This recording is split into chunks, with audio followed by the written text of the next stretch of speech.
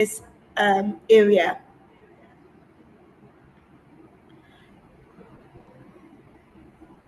So under the section objectives, we'll be having understanding what resource mobilization means, a draft creative, low-cost fundraising ideas. Then we'll be having identify the types of resource availability, explore local fundraising strategies, and then we'll also be looking at understand the basic of donors engagement, how you engage your donors.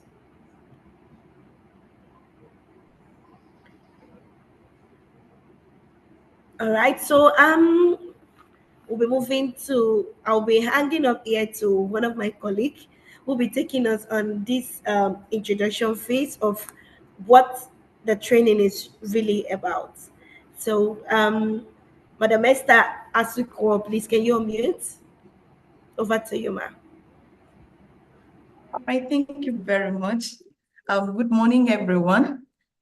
I'm so glad to welcome you all to this training section. Can everyone hear me? Hello, can you hear me? Sure, we can. Yes, we can. Okay. Yes, we can hear you. Yes, we can hear you. Okay, thank you. Your passion and your commitment to making a difference in your community are recognized and appreciated. This workshop is an opportunity for us to learn, share, and grow together as a coalition.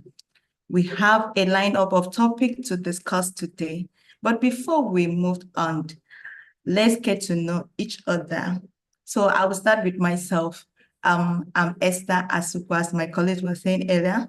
I'm Esther Asukwa, the Board Secretary of African Girls Empowerment Network. So I also like you also to unmute and introduce yourself. Thank you and have a nice time. Please, if you have any question, feel free to write that. Thank you. Thank you very much for that brief intro. So we'll be opening up for every one of us. The mic is open for us to start introducing ourselves. We have Mr. Deji on the call. Please, can you please unmute and introduce yourself? Let's meet you.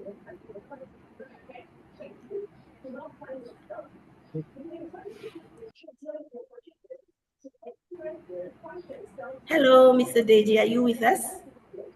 Okay. Good morning, everyone. Good morning, sir.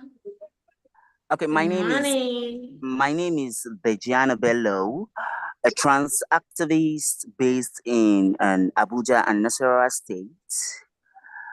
We work on sexual reproductive health and rights of the trans and the marginalized people. What else did you say we should mention again? That's okay. Thank you for that brief intro. Thank you. Just about yourself, a brief about you, and which you've done already, and we appreciate that. So we have Madam Vivian on the call, please. Can you unmute? Let's meet you, ma'am. Okay, good morning, everyone. It's nice meeting once again. I'm Vivian Obiagu, the ED Bete Viva Foundation. We are into reproductive health, immunization, care awareness creation in our various community. And I'm happy to be here. I'm a carefree somebody. I'm free. I'm a community woman, carrying out my community work. I'm a community health professional also, and I'm happy to be here with you. Thank you very much. Thank you for that brief intro. Please, we have Madam Esther again on the call. Please, can you unmute and introduce yourself? Let's meet him, ma'am.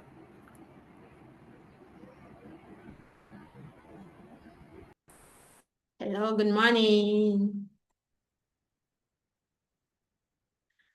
I am Esther Audio, the Finance Officer of African Girls Empowerment Network.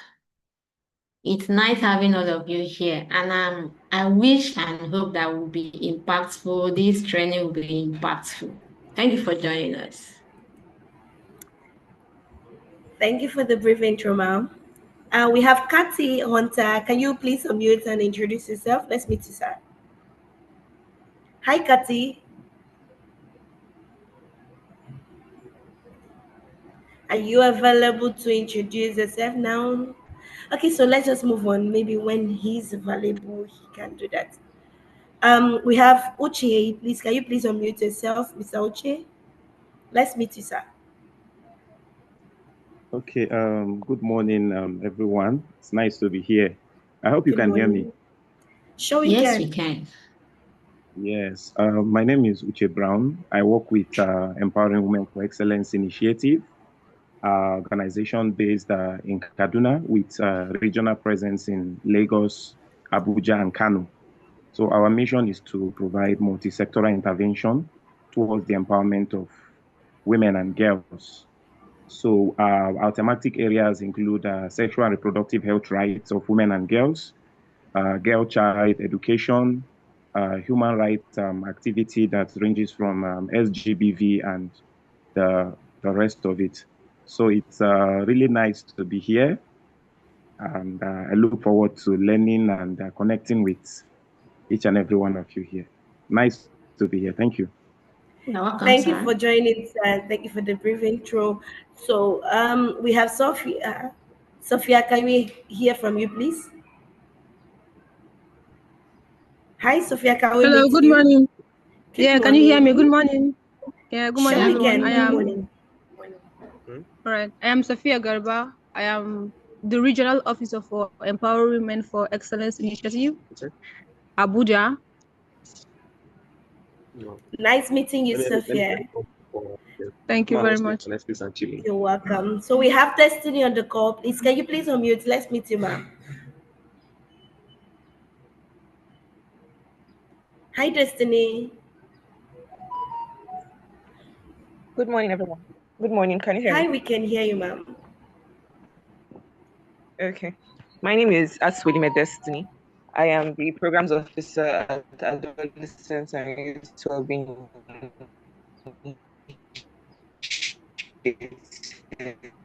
Even though your line is is based here in Abuja.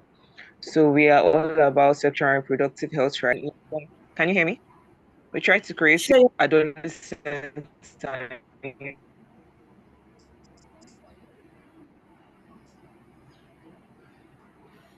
All right. Thank you for the intro. Even though your line is kind of breaking, we hope to meet you and learn more about what you do and the intervention you have for our people in the community. So please do feel free to drop your info on the chat bit. Yeah, so we'll be moving on to Susan. Susan, can we meet you, please? especially Suzanne, can you hear us, please? adolescents. Hi everyone, can you hear me? Hi, we Yes, can we hear you. can. Hi everyone, sorry. Sorry. Morning. I'm Susan Machi, the program officer at Abraham Children Foundation. We are into fighting against abuse of child rights and human rights cases. For now, I'm also into agricultural product. We produce many things in Abraham Foundation. Thank you. You're Thank you. welcome. Thanks for joining. So we Thank also you, have, ma'am. I think, Daramola. Please, can we meet you, ma'am? Hi, ma'am. I guess you just joined in. Please, can we meet you, ma'am? Hello, Abimbola. Can we meet you? Are you with us? Yes, I am. Good morning. I hope you can hear me. Sure, we can. Good morning, ma'am. Yes. Good morning. My name is Abimbola Daramola. I'm the Executive Director of Person Development Foundation, PDF Africa. We're based in Abuja, where our beneficiaries are women, girls, young adults, people living with disabilities in underdeveloped communities. Our core areas are education, health, financial inclusion, and gender equality. It's nice to be here. Thank you very much. Thank you for that intro and welcome. So I would love to also introduce myself. My name is Martina Avery, and I know most of you have always been seeing me. And I'm the administrator and also the youth and adolescent sexual and reproductive health officer. So once again welcome every one of you to this section, and I want us to feel free to drop your questions and ensure you ask questions too. So we'll move to the next section. We'll be calling on the next facilitator to take us to the next phase of what we are having as today. But before then, can we just take a bit of our time to just a minute to do something? Let's know how we're feeling just to warm up ourselves as we proceed. Yeah, so on this icebreaking session, we would love to know how you're feeling, right now. What's your emotion like? Is it raining where you are? How do you feel right now? All right, so can you please take us back to the question? So which of these emojis best describe how you're feeling right now? So the emojis we are seeing on the screen now, can you pick one? Just pick a number of what we have here. Can unmute to talk, please?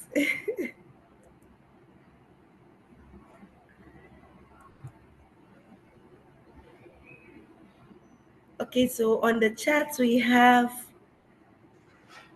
number one. I'll pick a one. Number one shows you are happy, you're content, and you're friendly. Wow, that's amazing. We also have number five. Let's keep it going. Number five. Number five, it seems, oh wow.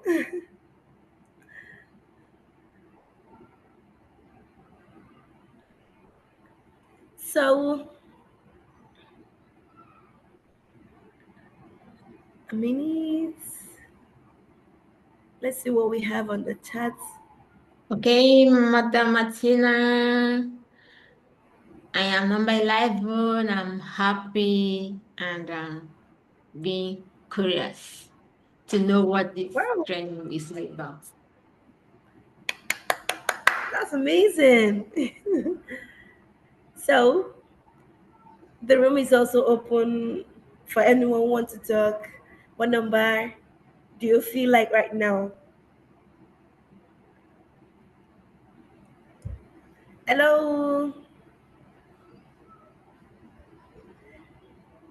Madam Esther, can you take us to the next slide? So where we get to know how we feel right now. Yeah, so for those of us who picked number one, it simply means you're happy, you're content, and you're friendly. I don't know who picked number three, but for number two, do we have any of that on the group? Let's check on the chat. We have number one, we have number five. Number five says, you're thinking, considering something, you're just kind of in thoughts, thinking deeply. Number nine, oh, sad, disappointed. You're feeling down. Why? Oh, okay. So we're not gonna judge anyone on their mood right now, but we believe that we're all curious and really eager to learn, know more about what this whole training is about.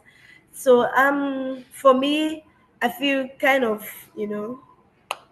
let me say, not surprised, but kind of eager to learn. So I'm warming up. Yes. So I feel number. Who can tell me that? All right, number 13.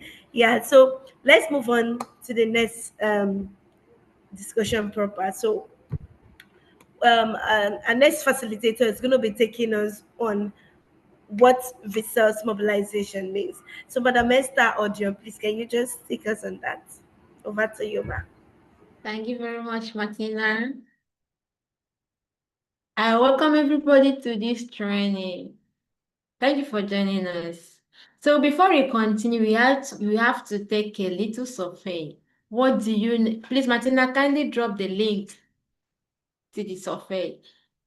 Let everybody contribute what they understand by resource mobilization, particularly in our field, non-profit organization. I'm doing that within just 7 minutes. Please let everybody participate. When within that 7 minutes, Madam Martina will show us the answer. Please drop the link.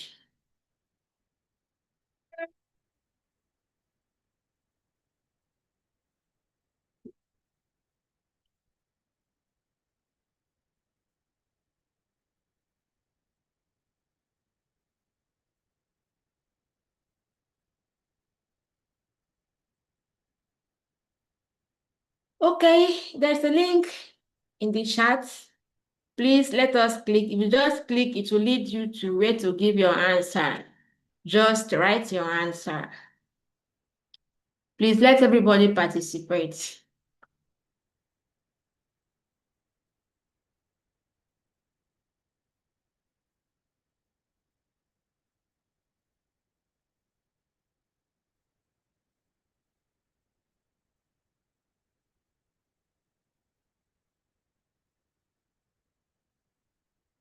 Madam Martina, may I confirm whether you are participating?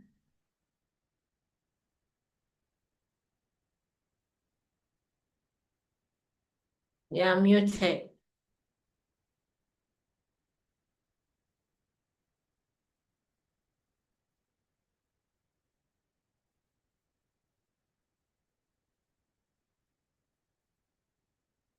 Five minutes more to go.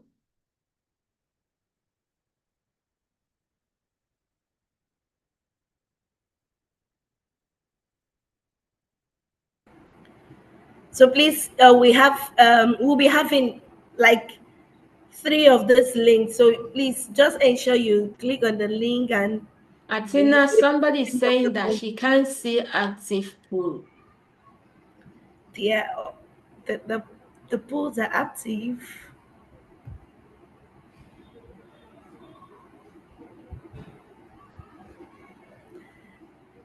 Can you check to see the link right now?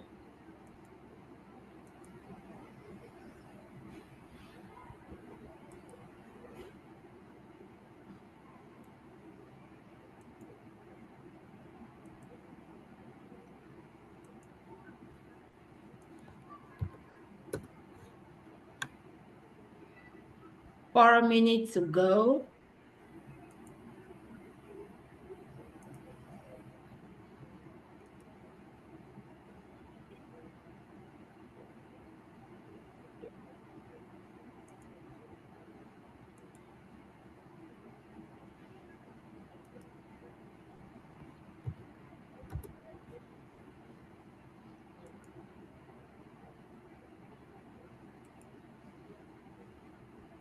Madam Martina, are they responding? Yeah, we only have I think 2 responders now.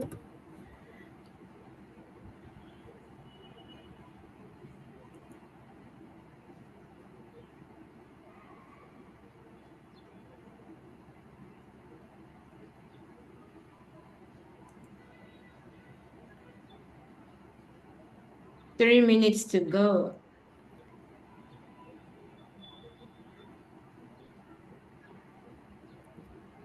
We're still waiting for your votes. Madam Martina, there is a chat in the group.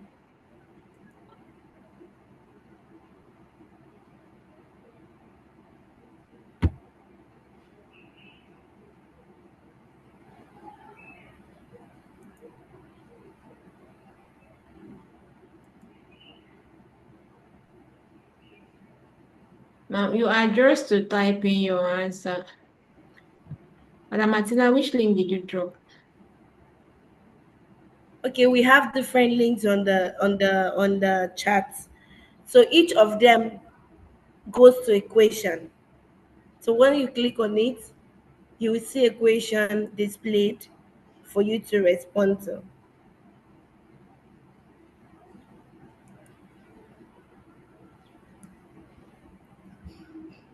2 minutes more.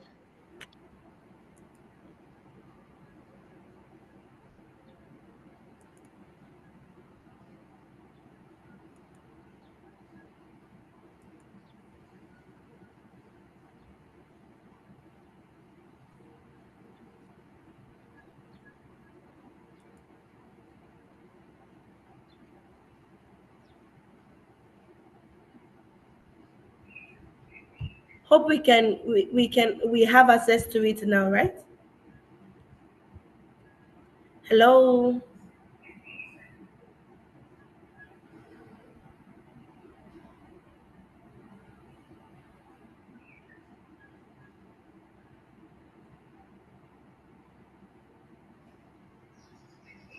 A minute to go.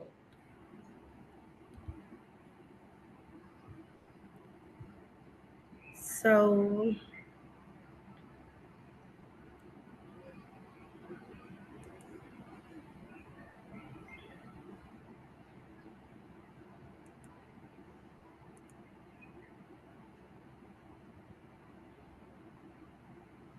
Sorry, I would like to point out that the one where it said we should click as many as are applicable, it only allows to click one.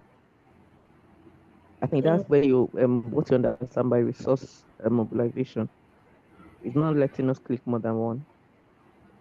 oh, I see. Okay, so let's do something.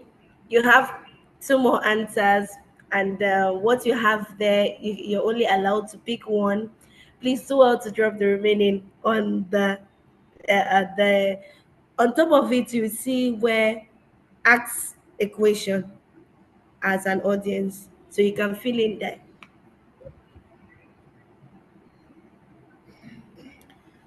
So for number one, we have Okay. 4 votes. For number two, we've not seen any votes Can you yet. tell us what is in number one? Because the time is up. Can you give us the answers? All right, so number one, what comes to your mind first when you hear about resource mobilization? And the answers we have: fundraising and donor solicitation. We have finding partners to support our work. We have nothing on the other parts. So other options are not selected. So from here we have under fundraising and donor solicitation, we have 75%. Under finding partners to support our work, we have 25%. While under using what we have to get what we need, zero. And then I'm not sure, zero. That means there is nobody who is not sure about what resource mobilization entails. So the second question we have: do you believe resource mobilization is only about raising money? And we have 100% no. That means all our votes says no is the best answer. So that means resource mobilization is not only limited to fundraising alone. Number three, we have which of these do you consider a resource? So we have financial donations, and which is 100%, and the rest of them we have 00000. Okay, thank you, Martina. Is that all? Yeah, so that is that for the first phase of it. Thank you, Martina. Thank everybody for your participation. We appreciate. So we are moving to the one we are all correct. So let's just move on. So the question is, what is resource mobilization in a non-profit organization? For a non-profit organization, resource mobilization is the process of identifying, securing, and using resources, that is financial, people, skills, partnerships, materials, and digital, to achieve its mission and sustain its programs. In simple terms, it means gathering all the support you need, not just funding, to keep your organization alive and impactful. Resource mobilization in a non-profit organization. Why is it important? It helps the organization grow and last beyond project funding, enables you to reach more people and expand your impact. Credibility. Organizations that can mobilize resources are more trusted by donors and communities because they can build ownership and visibility. Okay, I know we all understand what it stands for, sustainability.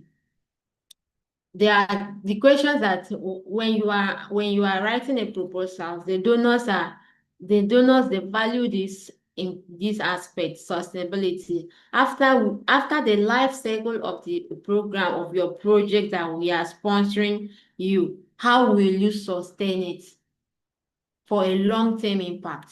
So it is important that we do not rely only on one source of resource. That's why this one is always important. So it also help you to reach more people and expand your impact. If you have the resources, not just money, the people, the manpower, you can make more impact. Organizations that mobilize resources are more trusted by, just like the sustainability, you are more trusted that yes, that at the end of this life cycle of this project that we are sponsoring you, you are able to still continue instead of leaving the people you are saving hanging just because we have stopped supporting you. Now let's look at the key components of resource mobilization. A lot of people believe that resource mobilization is all about fundraising, but it goes beyond it. It's also about building long-term partnerships, tapping into local assets, leveraging your network and storytelling, and investing in your internal capacity to attract more support. Now let's look at the types of resources. Financial resources. We all know this one is grants, donations, fundraising campaigns, sponsorships. That is how you can get the financial aspect of the resource. The human resources, volunteers, interns, staff, ambassadors. Technical resources. This includes skills, expertise, mentorship, proposal writing support. Material resources. This include equipment, office supplies, printed materials. Digital resources. It includes software tools, websites, social media platforms.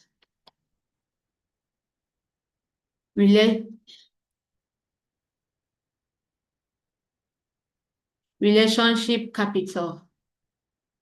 This includes donor networks, community support, and media relationships. So I will just pick like one to lay more emphasis on that. Digital resources, which include software tools, websites, social media, like just like the way we are connected like this. Without one of the software tools, we cannot just see ourselves like this. That is Zoom. It's important. So it is not only financial aspect that is needed in supporting our work. Your website, it will help you to let people know more about you, and social media platform where you connect with people and share your works.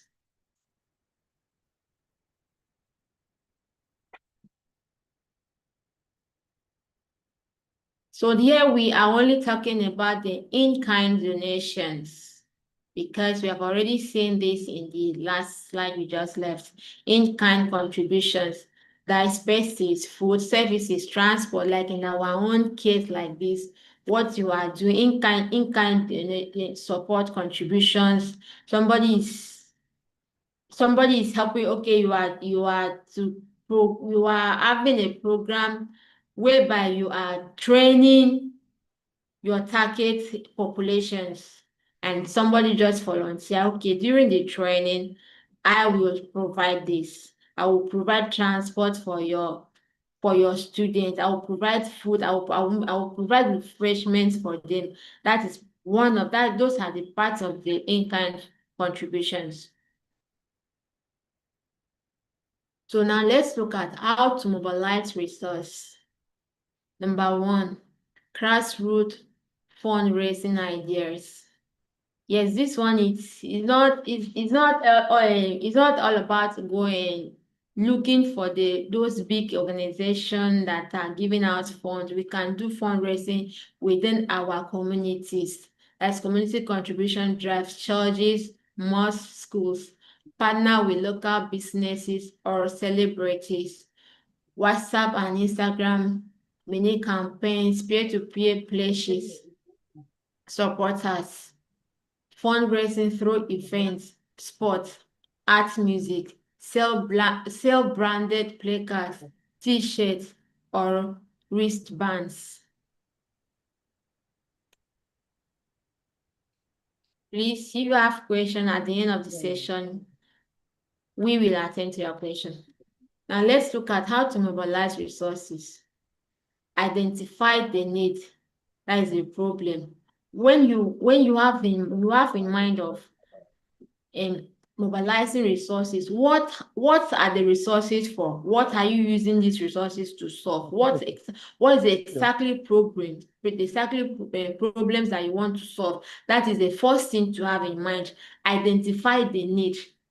That is the problem. Number two is identify allies, partner, or the source. There are so many donors, but they have areas that are sponsoring. If it's the area of sexual and reproductive health, and there is a call for application for training, educating, as let's say enrolling, keeping girls in school, you have to check your need first. The plan that you have, are they in line together?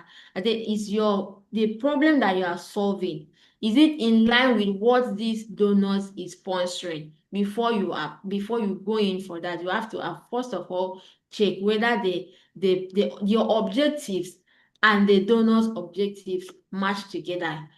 So the third one is purpose sustainable solutions.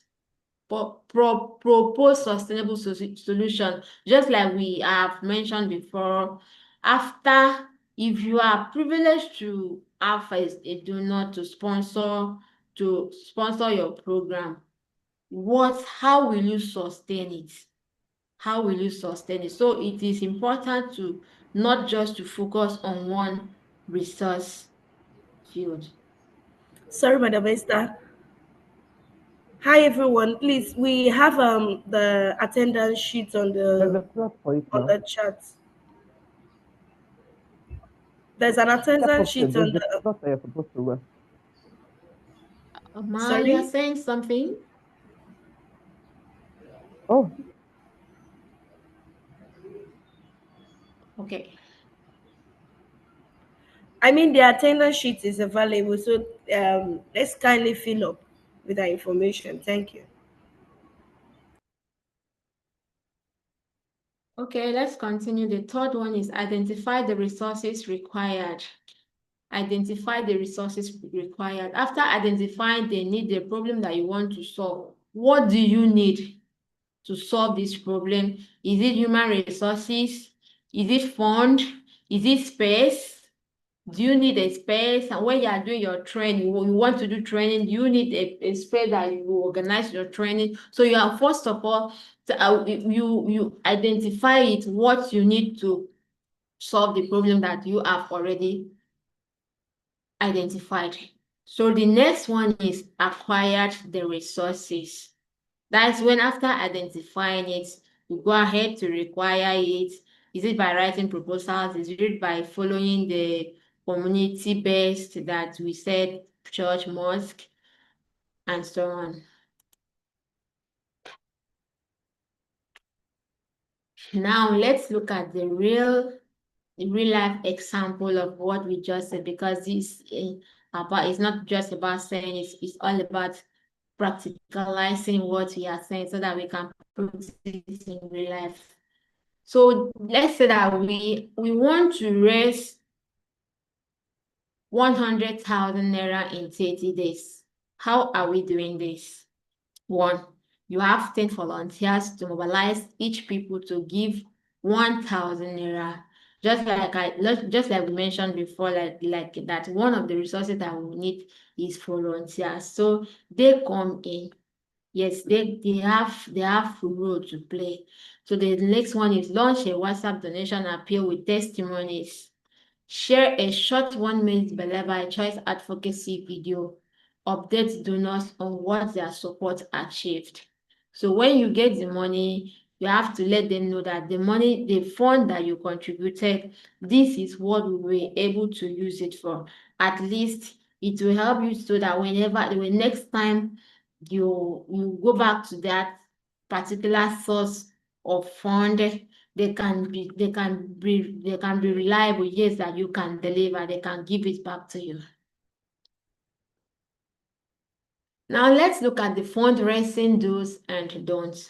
What you shouldn't do and what you should do. The do's: be honest about your purpose. It's not that you want to use the money for this particular thing, and when we have proposed that you want to use it to advance the sexual and reproductive health of adolescents and young people and young women. At the end of it, the fund was not used for that purpose. When going back, in fact, there are some donors that, in the process of seeing that you are not really doing what you propose to do, they would terminate that contract. So it is important that we be honest with our purpose. Always provide feedback and updates. Yes, this is just a second to what be honest is just about. Just like I said, you have proposed what you want to use the money to do. So giving the feedback, at some point you are not able to back up what you have done. You said that you have been carrying out campaign, there is no backup. It will discourage the donors that, okay, maybe you did not use this particular, what we gave you to do, what you proposed to do. So it is important that you give feedback and keep records and receipts. There are some donors that even if you spend 1 naira of their money, you have to provide receipts. That is important, that whatever you are using the money, the fund that you receive for, is it in kind? They are giving, let's say, organization donated commodities, sexual Belle by choice communities like female condom. You have to show a proof of how you share it. It's not just like you come and report that you shared 1,000 and there is no proof of sharing. That's when keeping records and receipt is necessary. And another thing is, say thank you. Let me just say we appreciate appreciation. Let me just put it like that. We appreciate appreciation. So for you to tell somebody thank you, you receive, okay, your grant was successful, your application was successful, and the grant is given, you have to do a thank you email. Thank you, we have received your money. There are donors that appreciate that act, like that single action. You may think that it's just a minor thing. Just tell them thank you. So these are the don'ts you should not put in your fundraising. Don't overpromise. Don't overpromise. You want to train 200 in your own capacity. You know the area you are. You know the turnover that you can have. Okay, if I want to train girls, how many will participate? You now can tell your donor that you want to train 1,000. You want to train 1,000. Are you capable? So you don't have to overpromise just to impress, because when giving reports, it will hook you. So another one is don't ignore donors after the campaign. Yes, you have a donor last year and the project that they supported has ended and you are done with them. No way, you're not done with them. You have to keep that communication going. Another one is don't hide cost or misuse funds. Don't hide cost or misuse fund.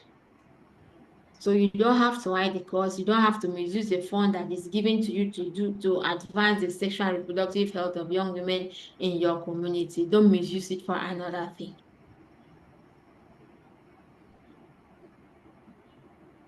Now let's look at the donor engagement basis. Just like I mentioned in that you have to keep that communication going. You don't ignore your donors just because the campaign, the project that they sponsored has ended. So you identify people and organizations who align with your cause.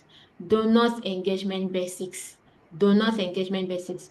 Okay, you align with you identify people and organizations who align with your cause. Just like I mentioned before, their donors, they have specific program they are sponsoring. So you have to go for the one that is sponsoring your own field. So you build relationship before asking for support.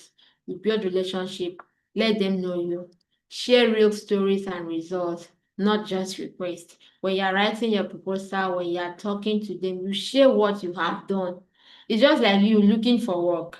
Somebody is going to seek for work. They will need the person, the organization will need to see what you have done, where you have worked, the impact you have made before in the organization, and where you have worked before. So it is important that you show them what you have done before, that you are capable of carrying out this project. Send updates and thank you message. You have sent that before. Invite donors to see your work in action, just like they are posting on social media. You have their social media handle. Do well to always tag them. Let them know that true, you are working. You are using their fund for what they gave you for.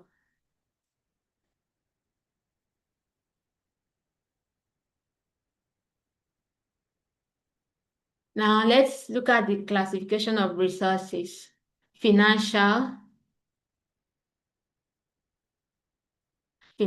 resources, which we have done grants, okay, in-kind resources, equipment, venues, media, space, volunteer services, human resources, skills, volunteers, mentors, ambassadors, institutional resources, partnership with NGOs, CSOs, government bodies, digital resources, online tools, platforms, social media network.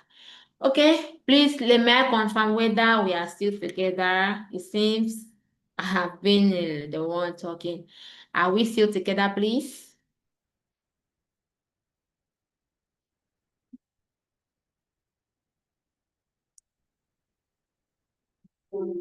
Hello.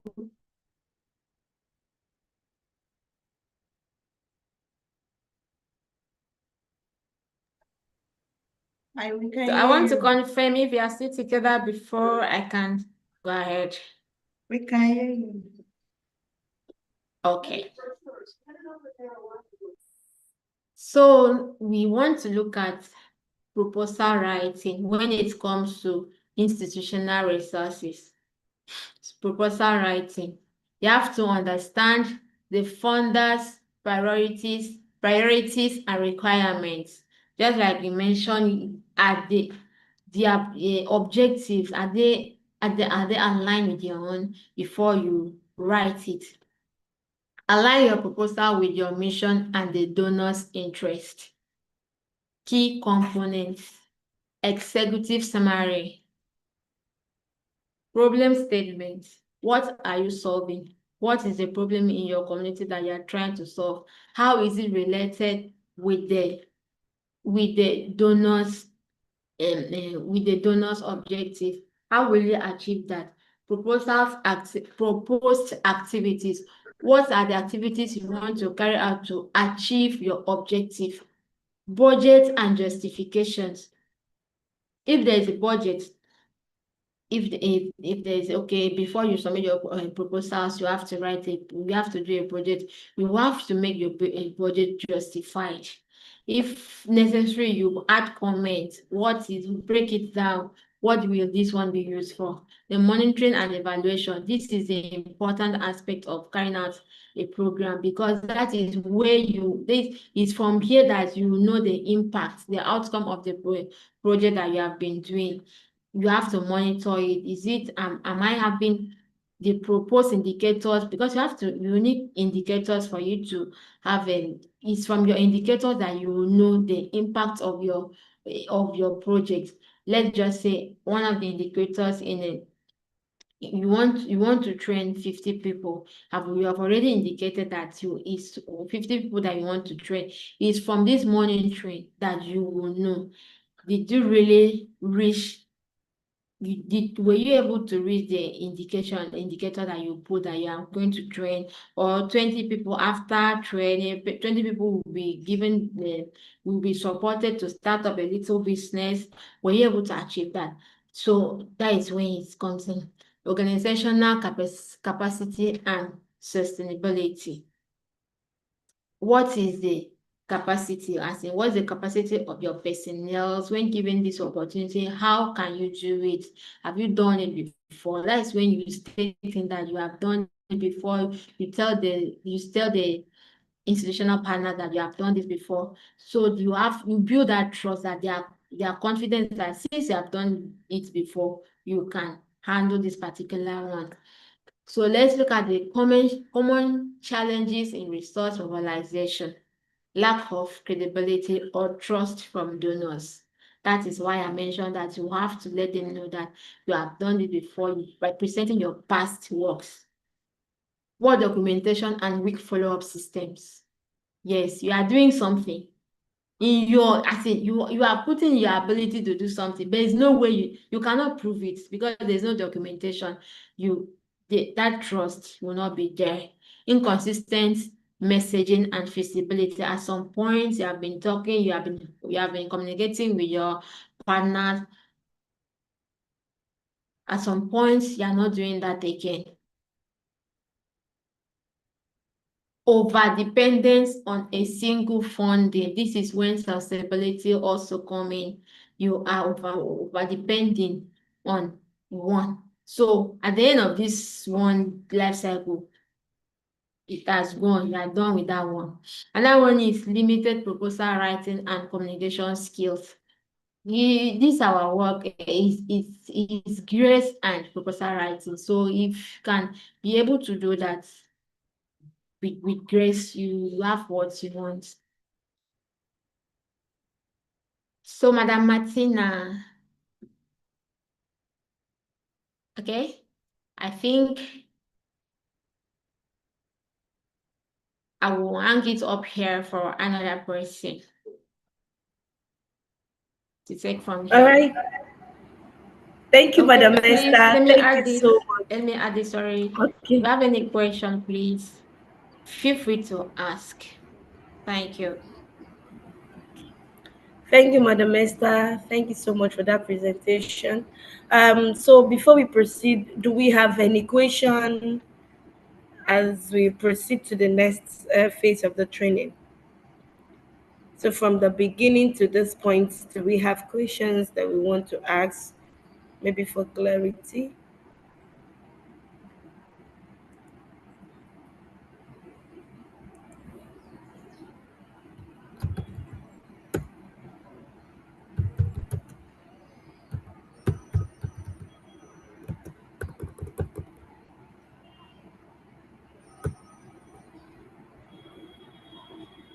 Hello. Hope we stick together, right?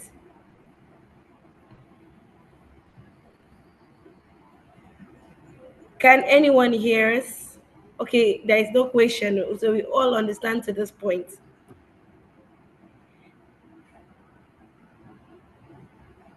Hello.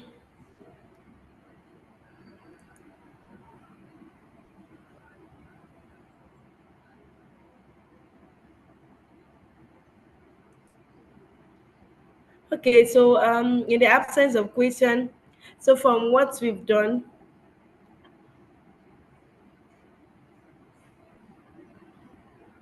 The question on the slide is, will the presentation slide be shared with us? Yes, as long as we have your email here.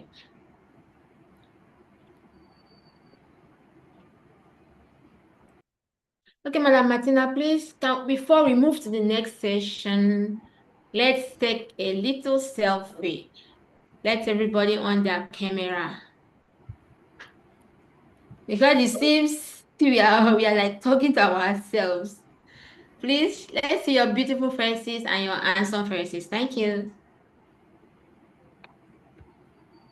You have been seeing mine since. Let me see yours. Okay?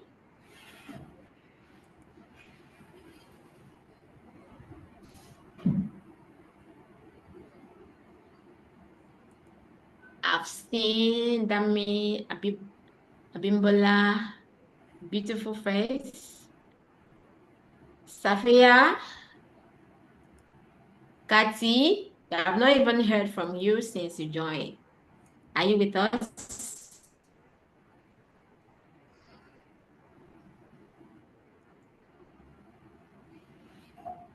Please show us your face.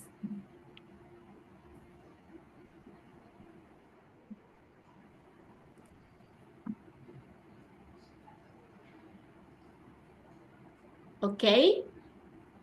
You look beautiful, Safia. This is the face you've been hiding from us.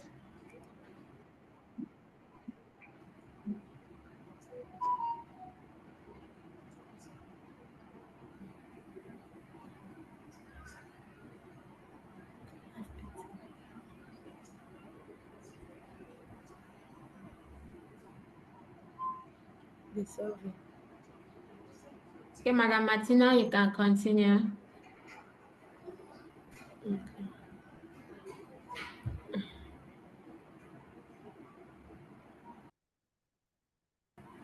All right, so thank you very much. Thank you, everyone. It's good to see your beautiful and handsome faces, even though some of us are yet to still show the screen. Um, I hope I will see your face before the end of the training.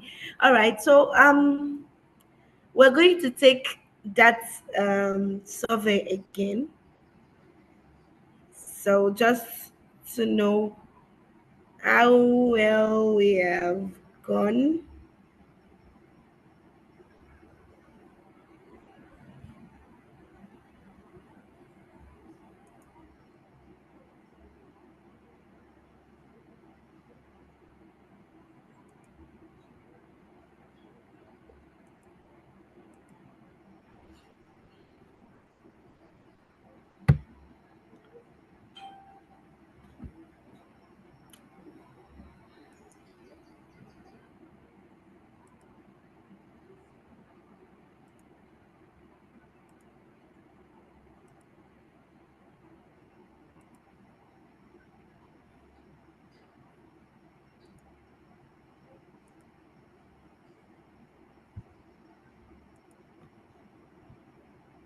So the link is on the chat.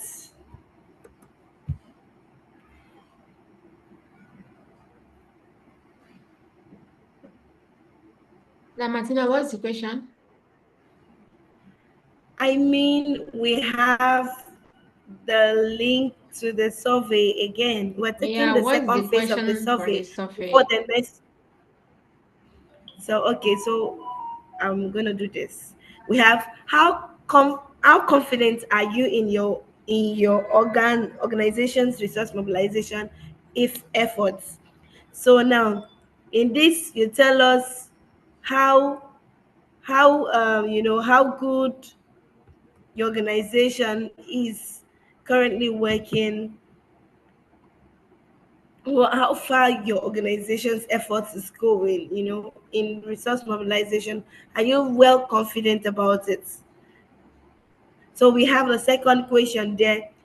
In your own words, how would you define resource mobilization?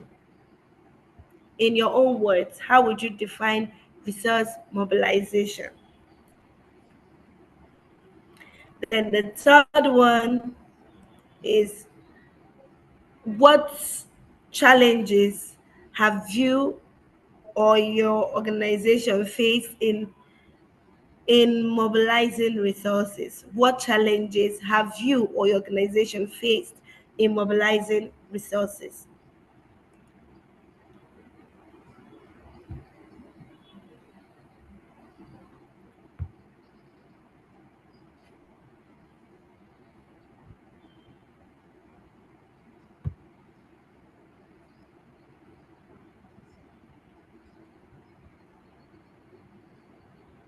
Okay. Under challenges, we can see access to access to information, access to unrestricted funding. Yes. Let's keep it going. Under your challenges, what challenges have you or your organization faced in mobilizing resources? Let's keep it going.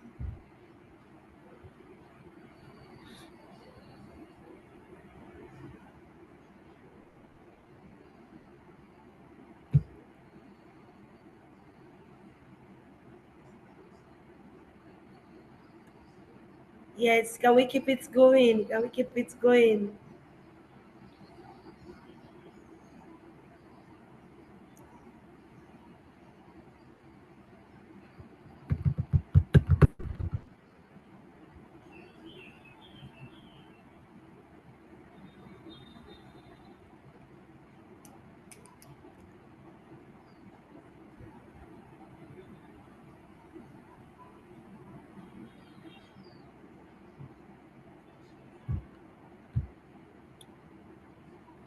Okay, so we have employees, access to relevant donors and access to funds, networking and proposal writing. Okay, so keep typing. What challenges have you or your organization faced in mobilizing resources?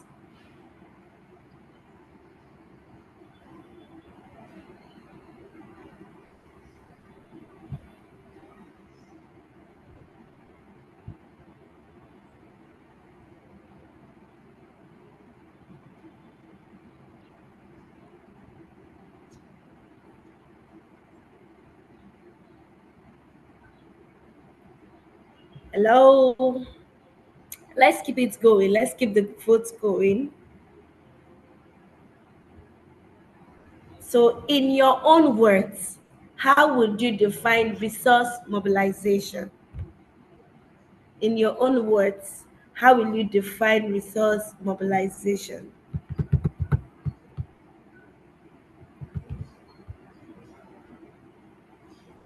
Yes, can we keep it going? Can we keep it going?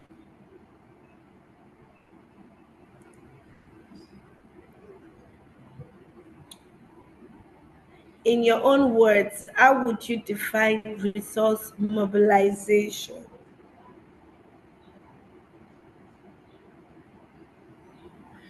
Yes, we're waiting for our responses.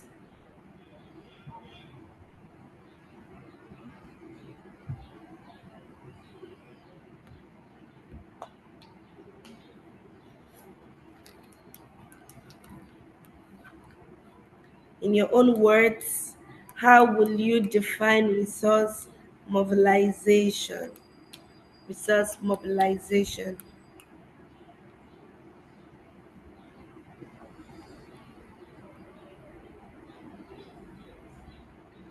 In your own words, how would you define resource mobilization?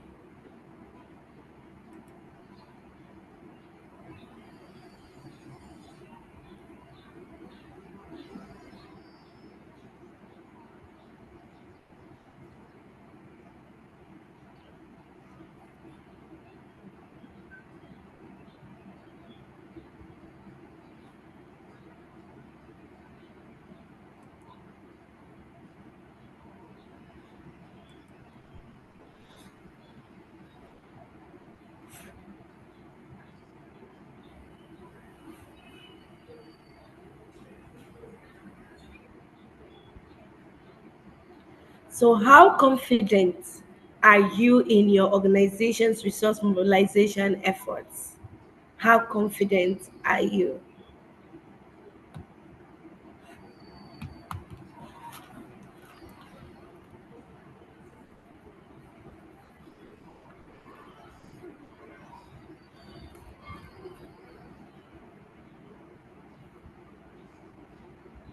Yes, we have very confident, we have somewhat confident.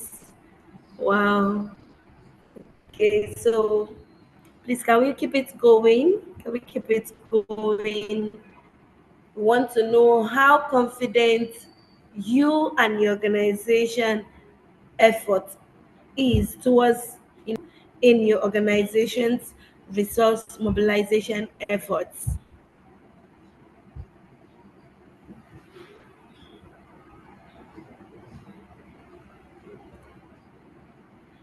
Yes, can we keep it going? Can we keep it going? Okay. Hmm. Can see 4 votes. Very confident, 75%. Somewhat confident, 25%. Okay, so it simply means some of us, we are that very confident that we're really doing much in resource mobilization. Okay. All right.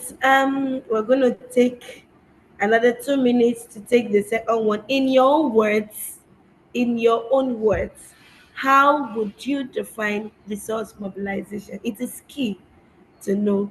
Okay, so we have one responder. Um, Resource mobilization, securing all necessary resources and deploying them to achieve results. We have meet up goals and objective of the organization. It means it's the process of acquiring and managing resources, human financials, and in line with organization's mission and vision. Okay, so we all have beautiful answers. It shows we have, you know, some knowledge about what, on our own meaning and different words, how we define resource mobilization.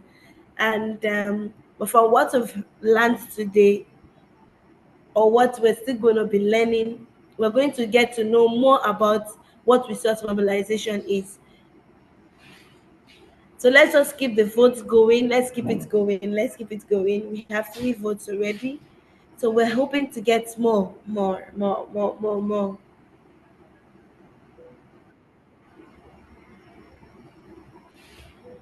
Yes.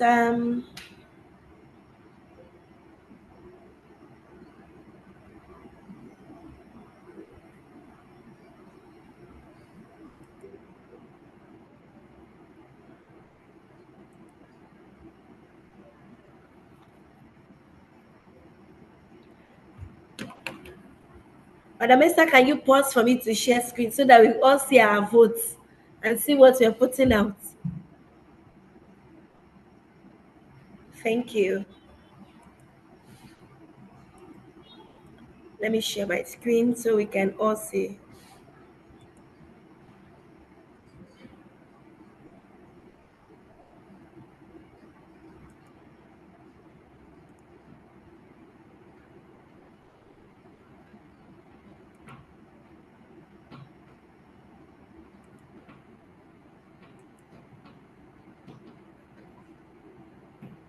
I hope you can all see the screen, right? Yeah. All right, so we see have the votes going. Let's keep it going.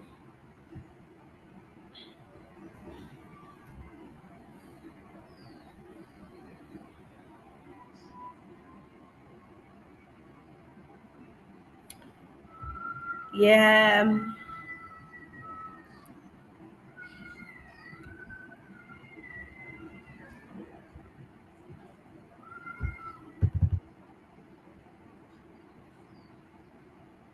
Okay, we have a minute to go with this.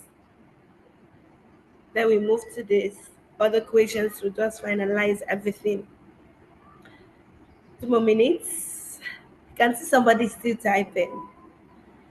Um, let's keep it going. Let's keep it going. Let's keep it going. Okay, so finally it has landed. Okay, resource mobilization is gathering components to further effect for components to for effective execution. It could be people, product, or money. Okay, that's amazing. That's a beautiful idea. Yeah, so let's keep it going. Let's keep it going. In your own words, how would you define resource mobilization?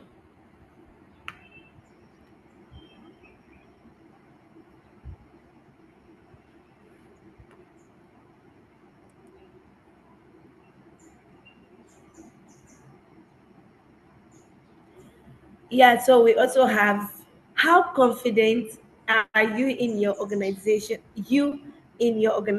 resource mobilization efforts? So under the challenges, we have what challenges have you or your organization faced in mobilizing resources? Which we have this. Um, okay.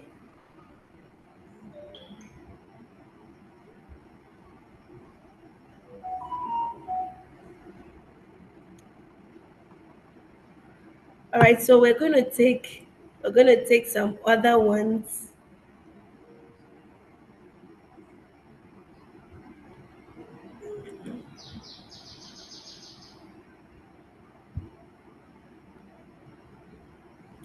So what would you most like to learn from this section? What would you love to learn most from this section?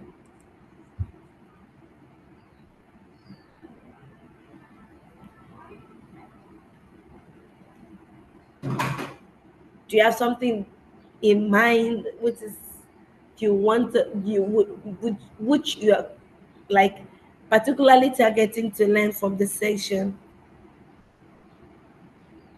Can we keep the votes going?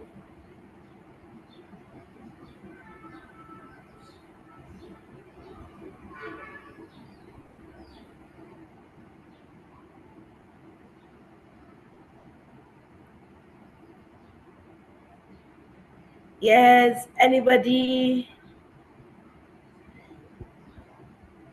Does any one of us have something special, different that you, or something you kind of targeting to get as a lesson from this section today?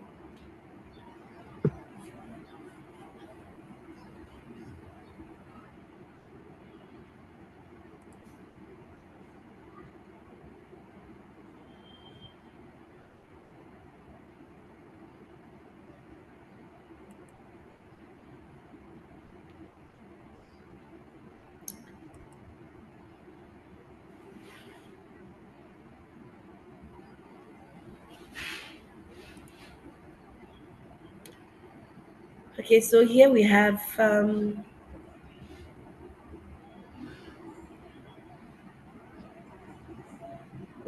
votes. Do you believe resource mobilization is only about fundraising money? But we had everybody, almost everyone is saying no, no, no, no, no, no, no, no. That means it's not just money alone. It involves other things. So, all right, with that in mind, we'll come to the end of the survey. Let's move on with the next discussion proper. So,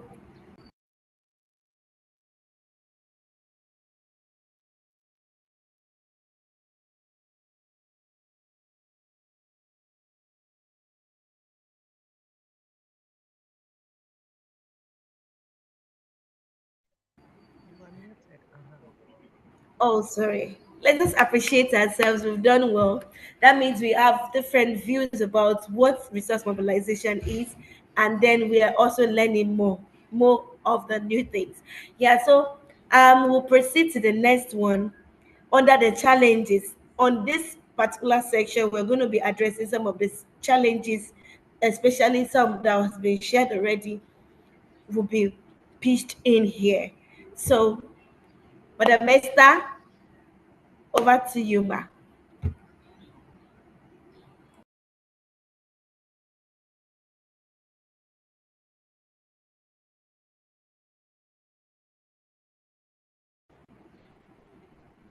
Hello, are you still with us, Madam Esther? Yeah, I can hear you. Okay, we continue. Thank you very much, Martina. So let's continue. Storytelling for fundraising. So we want to look at how we can use storytelling to raise funds for our program. Use real stories of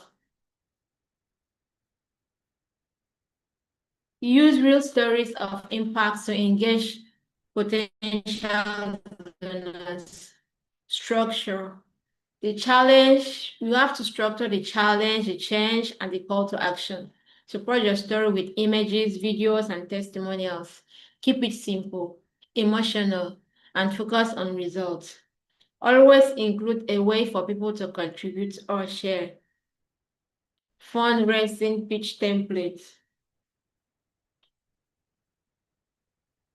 You put your organization name, and you are raising, I think this template is for the sample that we gave before for the community. If you want to raise funds in the community, from the community, the church, the mosque, your peer-to-peer fundraising. So this is just a simple template, a simple template to use. So you first of all tell them your name, and you tell them the amount you are raising for, and you tell them the projects that you are raising that money for. Not tell them that if they support this project, this is the impact that it will make. This is what you want to achieve. Then you tell them to join by donating a particular amount. If you are looking for 100, they cannot just, since it's community, cannot just hand over the 100 to one person. It's contributory effort. So you just tell them this is the amount you can donate, or if you can donate all, no problem, but this is the amount you can donate. So now let's look at the example. We are Belle by Choice, Ota chapter, raising 100,000 to host a girls' rights football clinic. Join us in making it happen.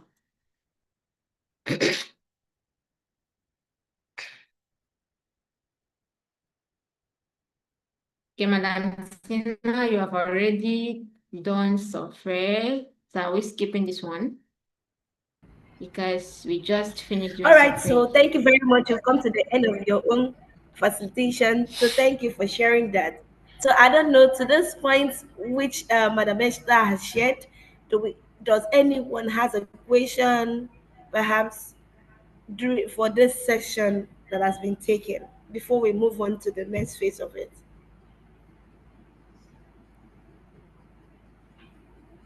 Hello, let's talk.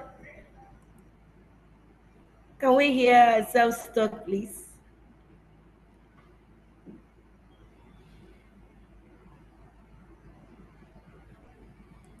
Oh, somebody said I was still typing my response on resource mobilization. Oh, so sorry about that. You can still drop that. You can still drop it on resource mobilization. Okay. So I'll just make it active so that we can all continue to feel.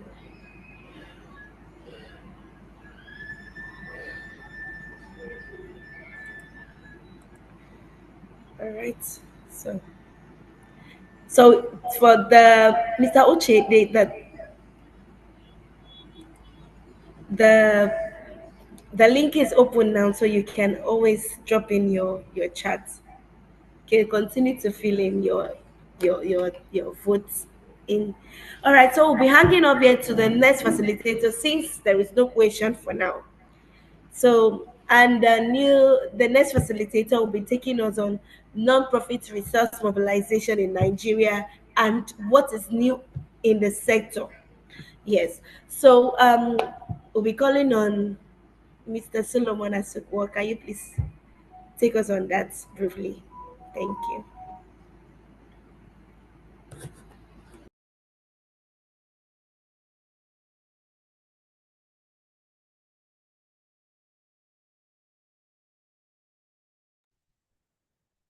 Seems you are muted.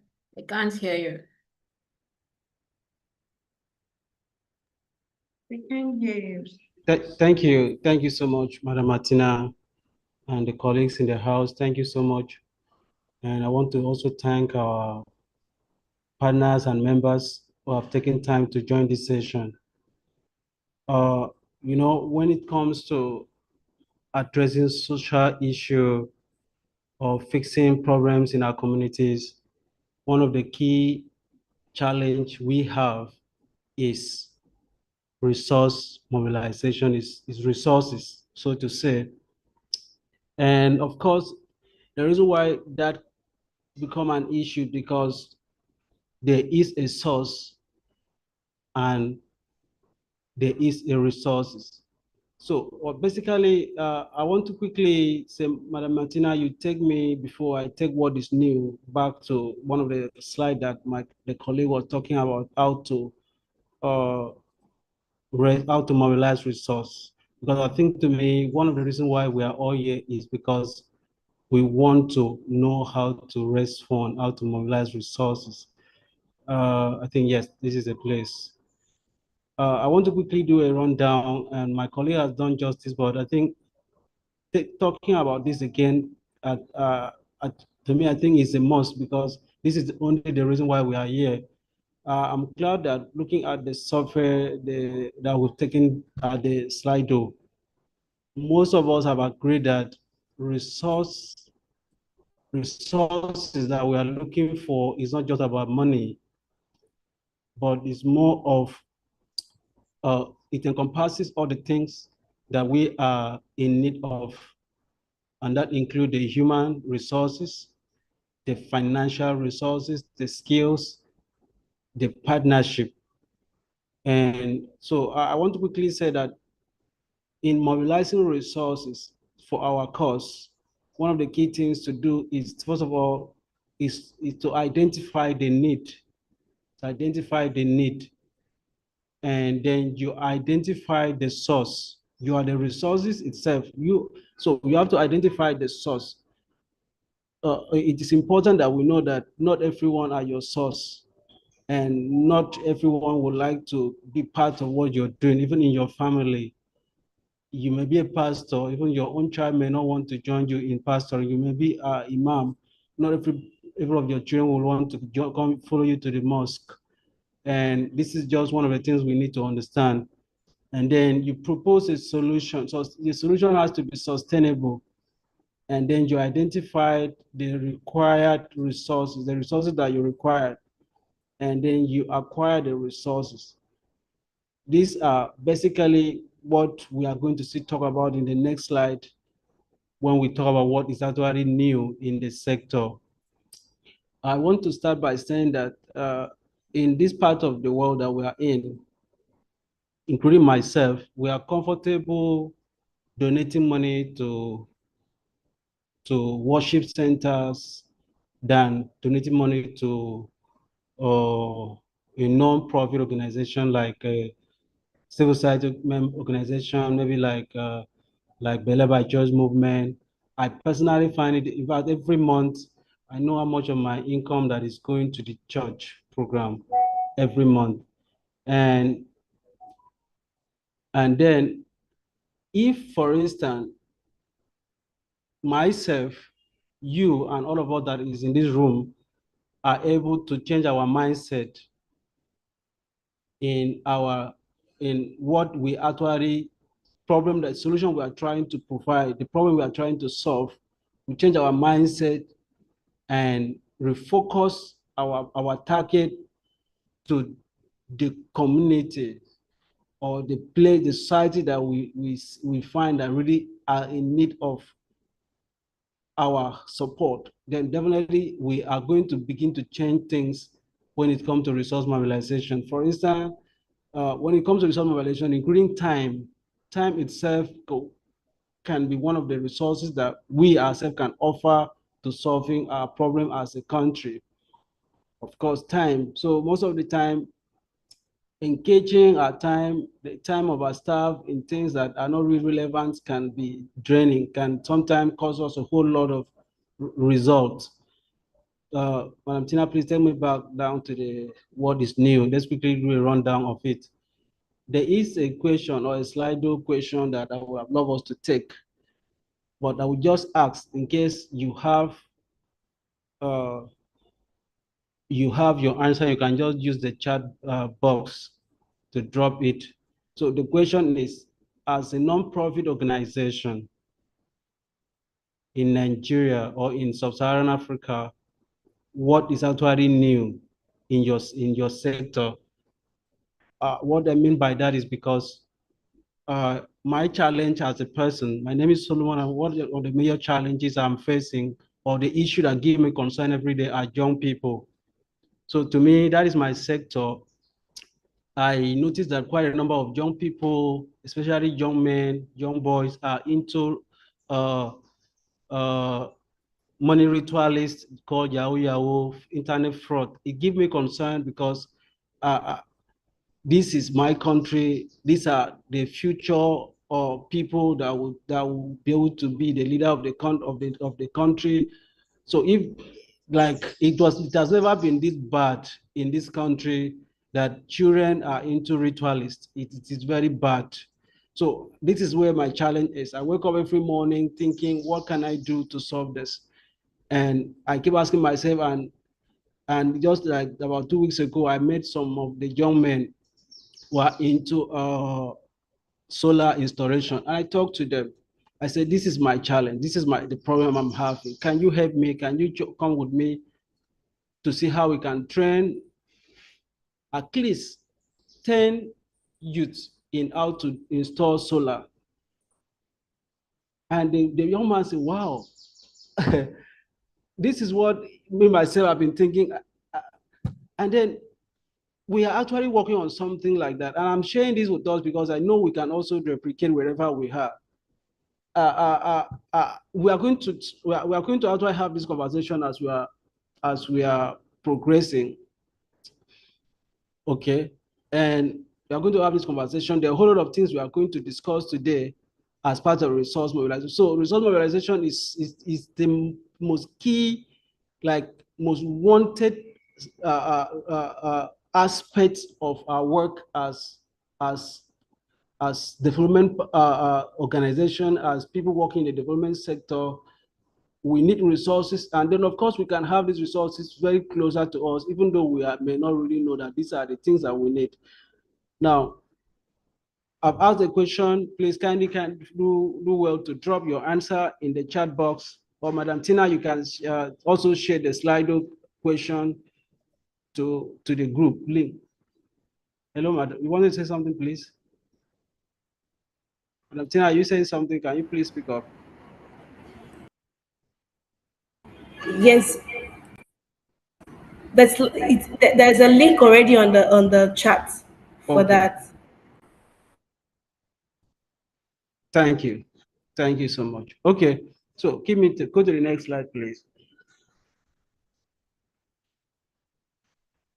Next slide.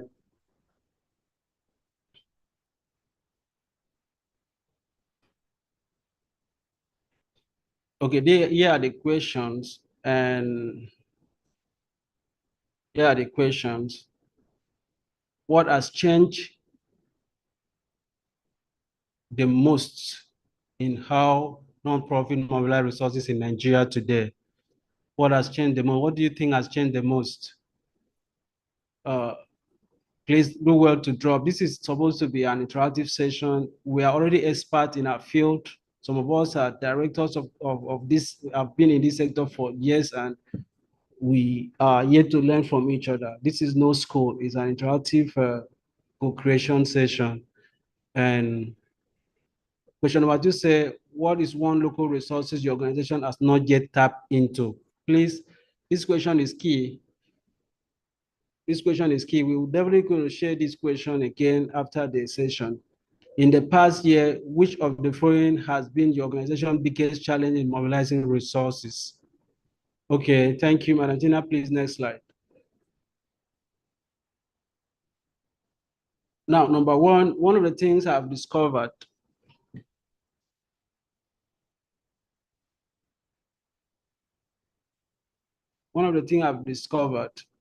hello, Madam Tina, you shared something.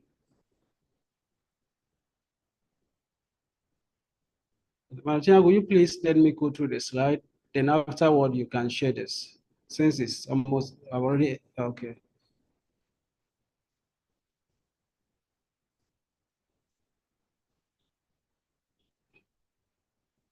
Hello, please. I just want to say something. The number of participants here are more than 10 or 10. Let me just say, please, it's only 7 people that fill attendance. Please, let's try to fill the attendance. Thank you. Madam Tina. Madam Tina. Please, you can tell them to fill the attendance. Thank you. Tina, please stop sharing. Tina, could you please stop sharing?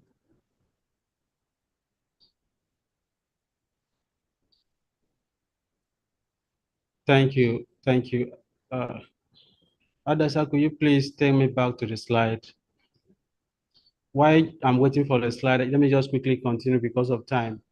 We are saying that that there's been a reduction in the number of funding that is coming in, the number of donors that are willing to provide donations, and many of the donors are closing their doors. We all know that.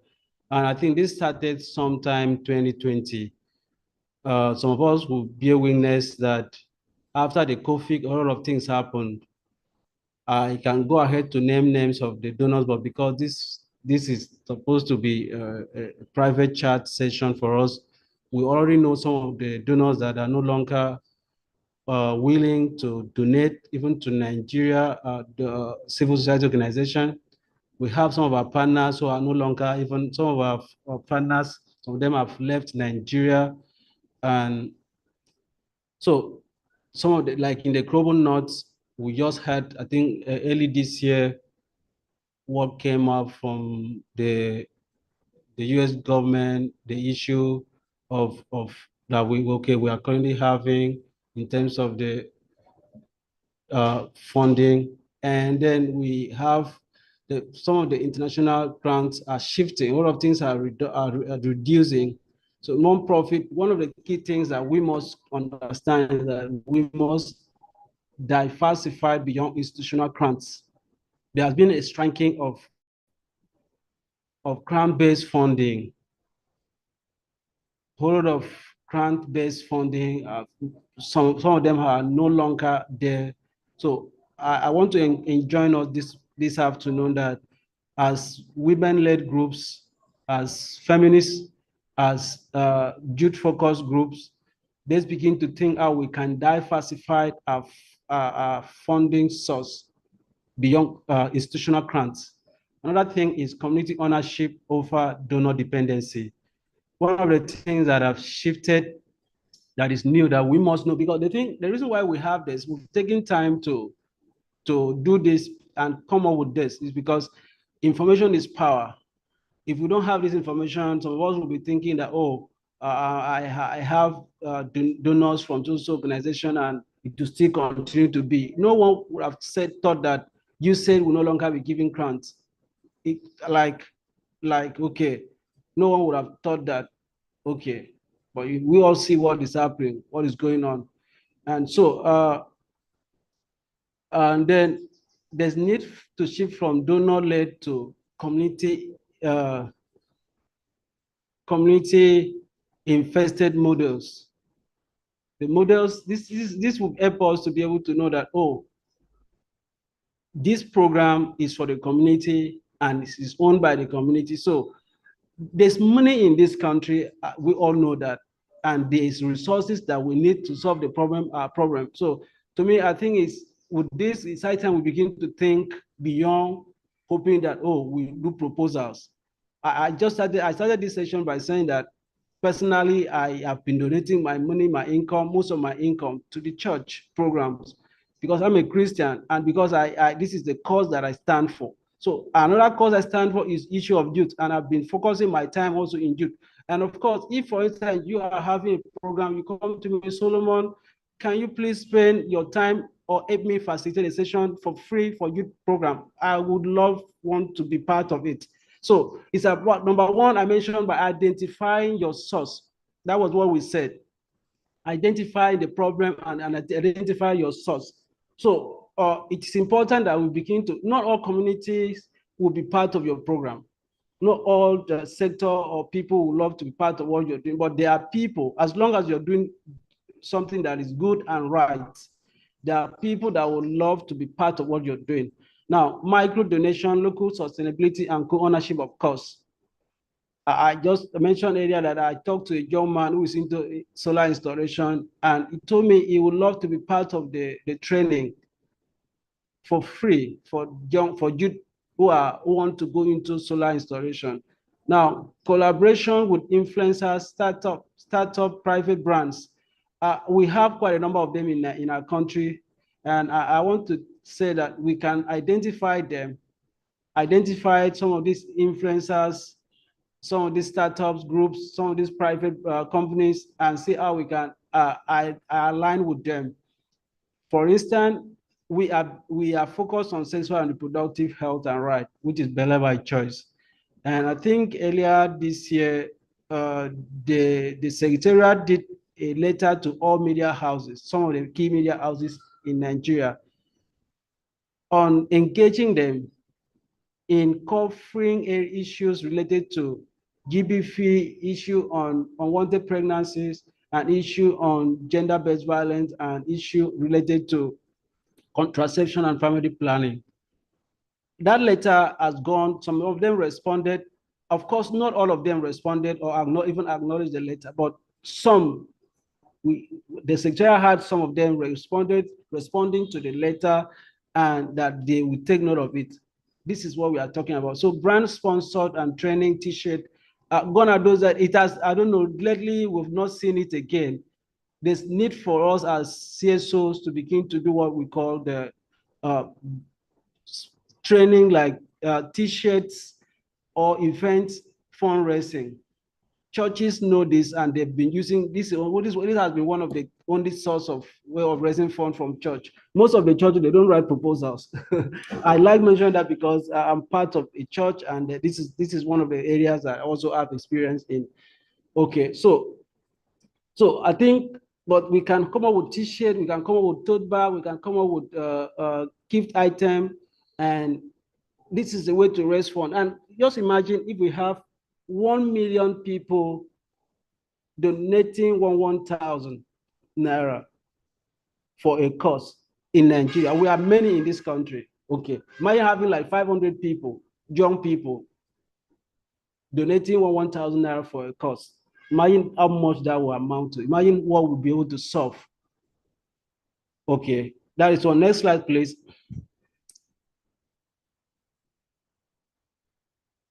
Okay, now we have digital first fundraising. Honestly, a whole lot has changed. This is one of the things that have changed so far. WhatsApp voice, video campaign, mobile money, USSD codes, and AI-powered storytelling, proposal, donor engagement. These are some of the things that I believe some of us have already taken advantage of. But if not, the Secretariat is working on setting up a training on digital use of technology and how we can take advantage of it. There are a whole lot of application software apps that we can take advantage of. We are compiling them, and we are going to let us have it for free in one of these sessions. Like, okay, For instance, this presentation is being done on Canva. I don't know how many of us are aware that with Canva, you can apply to have Canva for non-profits, which you can use for your course. These are, I must be very honest, Canva has been one of our key tools that we use, and I give credit to them because they gave it to us for free. And I must say that some of us that have traditional use of CorelDRAW, PowerPoint, would not have been able to come up with this beautiful presentation without the use of Canva. And thank you, Canva, if you are following us on our social media to hear us. We say thank you. So, okay, we have number 4, storytelling is a new currency. Now, storytelling, I want to give this one to the Nigerian government. They like telling story. They can come up with stories and they frame their stories, even though some of their stories are lies, which I also have to also mention that some of their stories are lies. They're telling Nigerian, they're not telling us the truth as people. And that's why we could continue to have these issues we are having as a people. As development partners, we begin to see how to solve some of them. So, but basically, we have to be truthful in our storytelling. It's key because eventually you cannot hide the truth. That's it. That's just the truth. You can't hide the truth. It will come out. And some of us that if you are careful in, maybe if you are often working on some of these donors proposal form, one of the things we always identified is that you can't lie in that form, because if you lie in one, they will catch you in the second one. So imagine they will ask the question that if you lie in the first question, the second question is to review, like you can't sure lie. So sometimes if you see that your proposal is not being funded, it's possibly that your story are not genuine, your story are having like. So, but of course, coming back to using storytelling, it is important that we know that multimedia, like use of video, photograph, pictures, has come to stay because of the use of social media.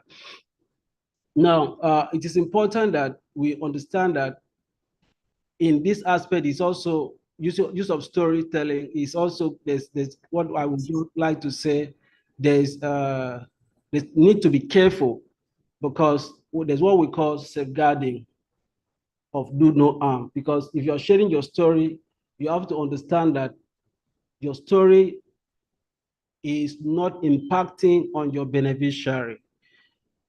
Okay, because what we are seeing these days is alarming. Someone will just go to a community, the next thing, take picture, the next thing you see on social media.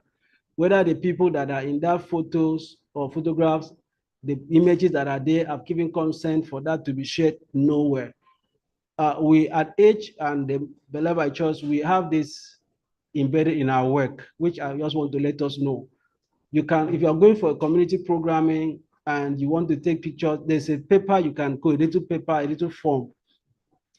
And in the course of taking picture, talk to the people, this picture, we are going to share it online. We have, I think one of these days, my colleagues were in a meeting and they take permission. They say, please don't take the picture, but don't share it on social media. Share you get. So they have to tell you, the people have to give you consent to either share their pic images or don't share.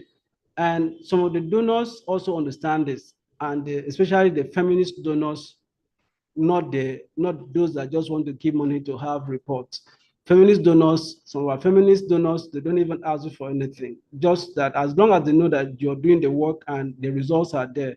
So you don't need to impress anybody, because you can't just begin to go to, for instance, you are having a program on maybe understanding unwanted pregnancy or issue on HIV, and in the course of talking to the vulnerable women, and you start taking picture, you start sharing it. No, you have to, except they give you consent, you have to now begin to ask, let the picture go live, let the information, the story. But of course, in the midst of that, you can frame your story in a way that you are not doing any harm. This is very key.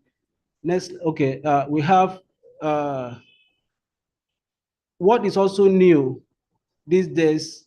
so far is that there's a need for, there has been multi-year cause support, trust-based philanthropy. We have quite a number of them.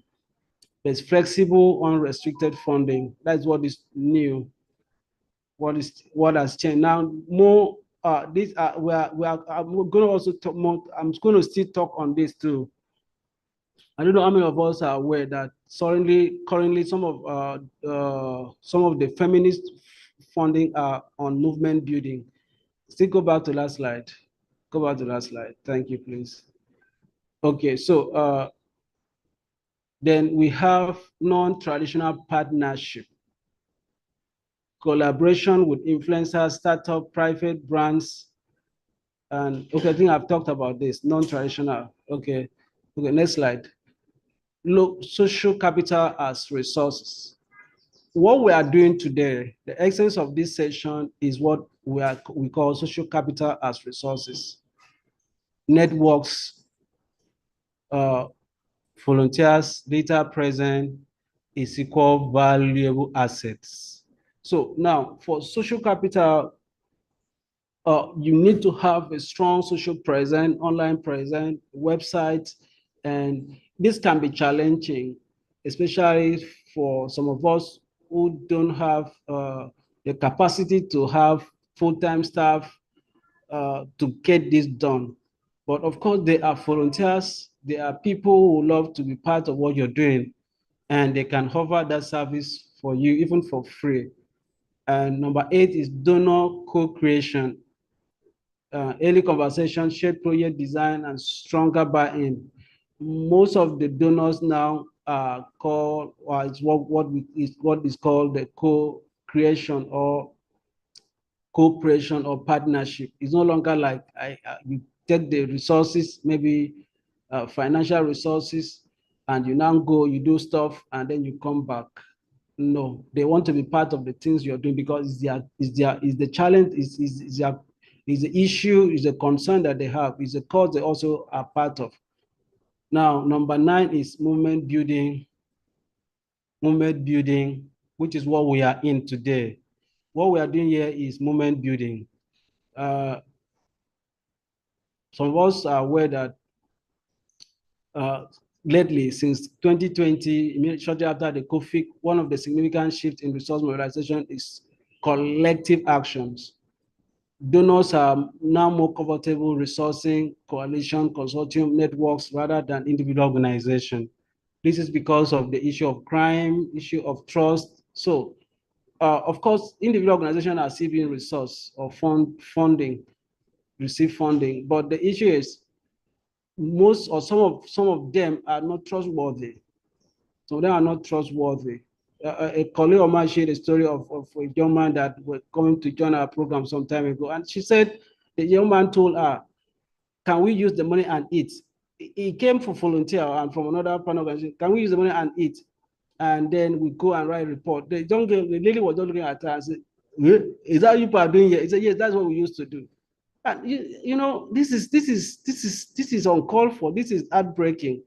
So, but it is important that we have teams that are like, it's not possible you give me money to go and do youth program, the money will miss, because this is what I want to. This is my life. This is everything. This is everything that I do. So this is what I live for, to get you out of danger, out of destructive parts. So number 10 is shift in focus of donors. For the past few years, there have been a lot of changes in the donor focus, from gender, HIV, feminists, to the area of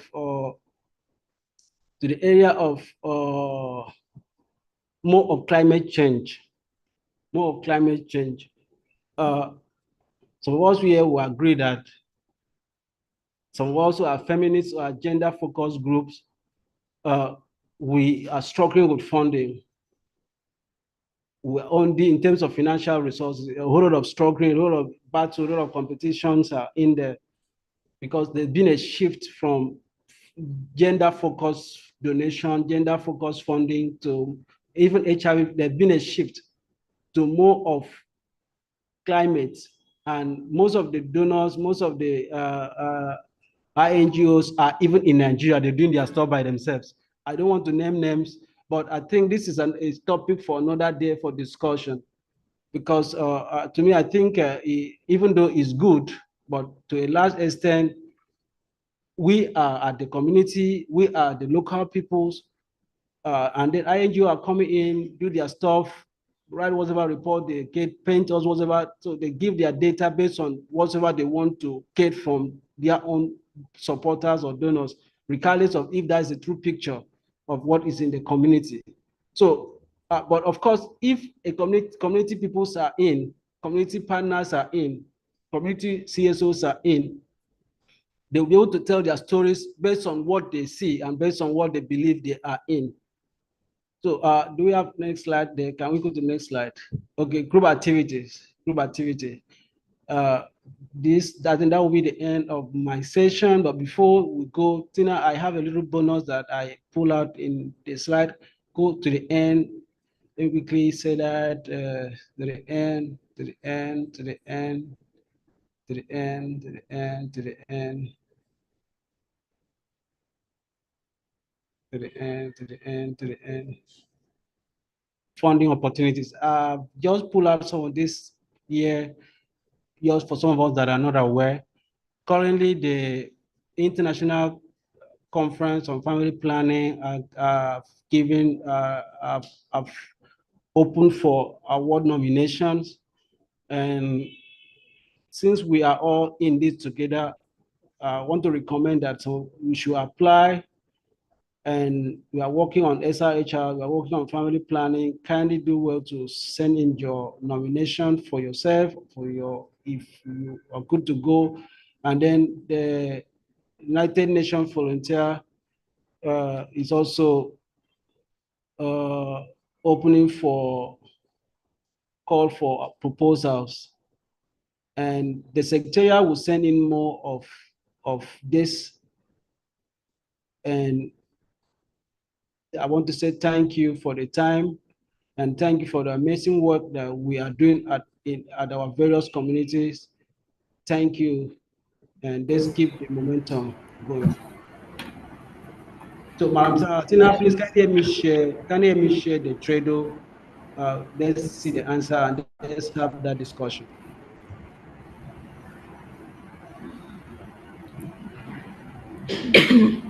All right, so thank you very much, Mr. Solomon, for that beautiful presentation. Even though you almost took most of our time, I hope we've learned so much from this section.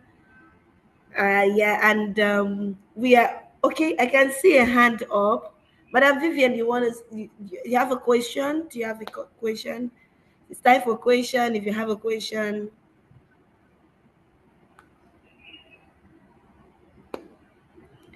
Does anyone has a question before we move on to the group activity?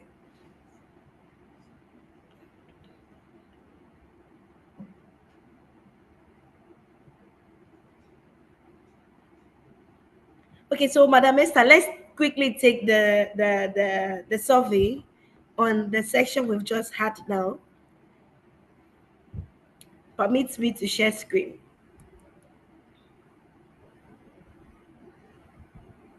Thank you.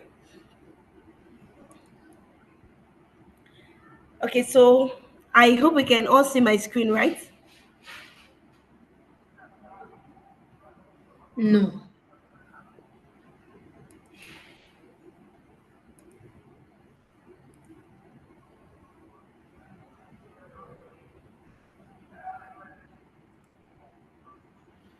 All right. Can you see that now?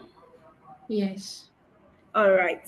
So the question is, what do you think has changed the most in how non-profits mobilize resources in Nigeria today?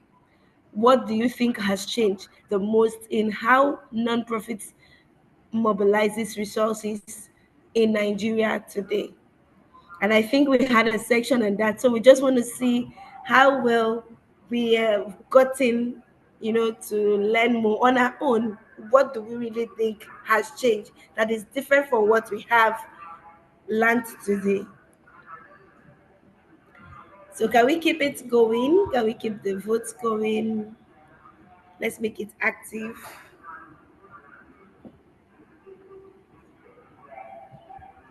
Yeah, we can see about three responders on the poll who says they have fewer international donors available now, and that is very true. And then there's the other says we have more pressure to be transparent and acceptable, more pressure to be transparent and acceptable. I think that is very, very true because most of them are giving, they will give you little fund and they are giving you bigger tasks to carry out. And at the end of the day, you might not even be able to deliver on time with what you have there based on the current rates, maybe exchange rate changes and the rest of them.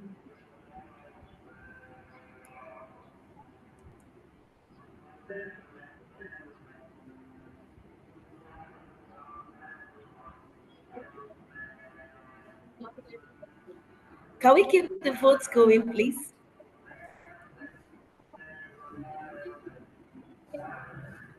Okay, so we now have 50-50%. So at first we have 75 for,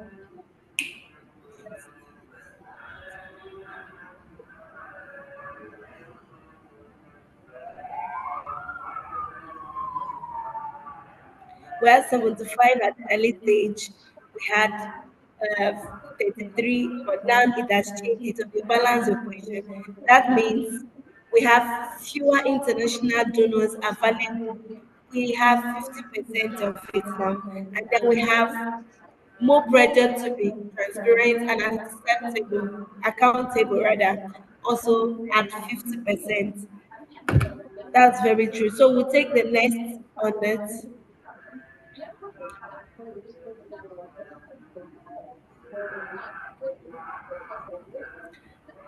What's one local resources your organization has on your right? Okay, the one you have that you have not yet tapped on that is currently on. Can you introduce any one resource mobilization method that your organization has not tapped on yet among what we have on the list? We have the luminary networks, we have the mosques, the churches, the storytelling platforms.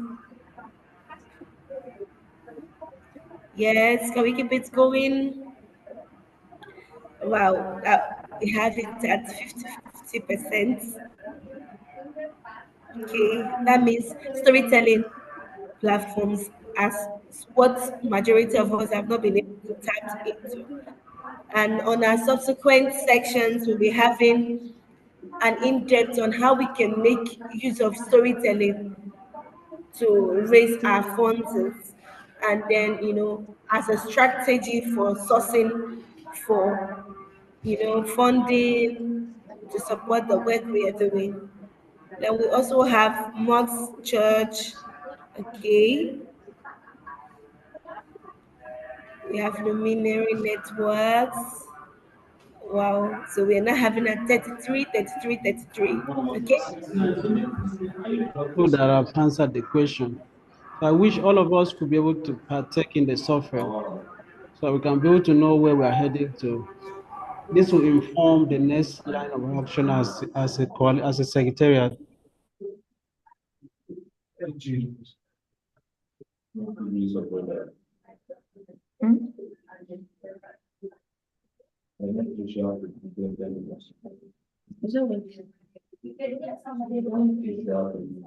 Madam Esther, please, can you mute yourself, please?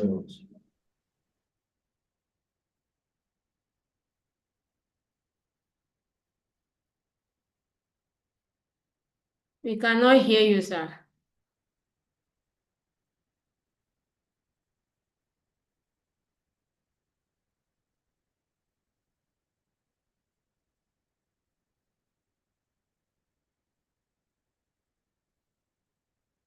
Atina, kindly unmute yourself.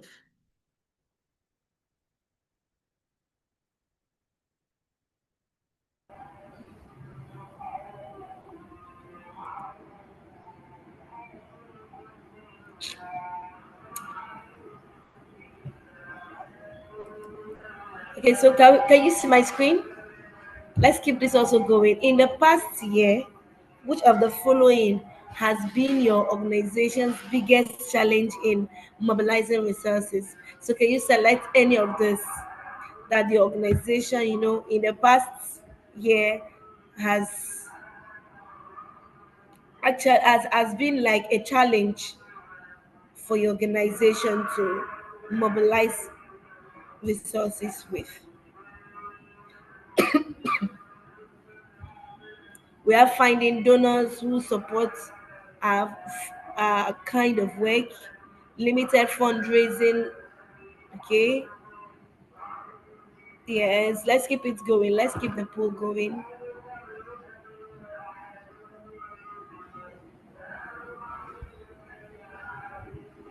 We have limited fundraising skills or experience.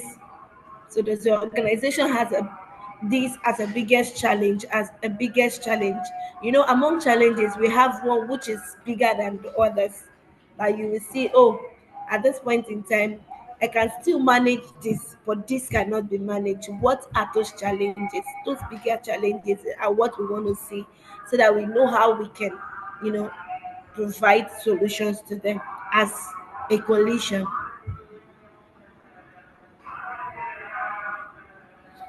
Over dependence on foreign grants. Wow, I see.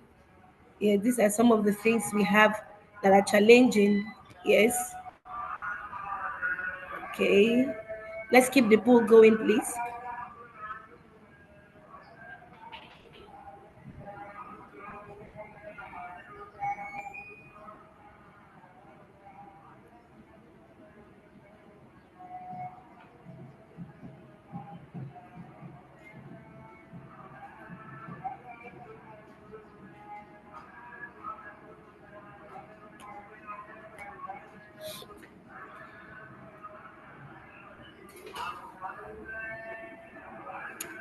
All right. So we move to the next.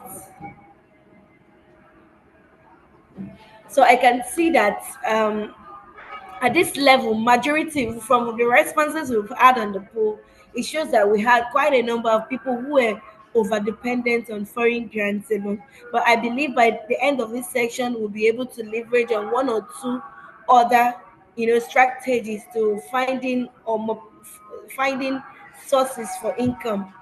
Yeah, I mean, to support the work we are doing, so that it will not just be like, oh, we are dependent on, those foreign donors, and at the end of the day you are disappointed at some point, because they are not all of them that you apply for will give you the grant.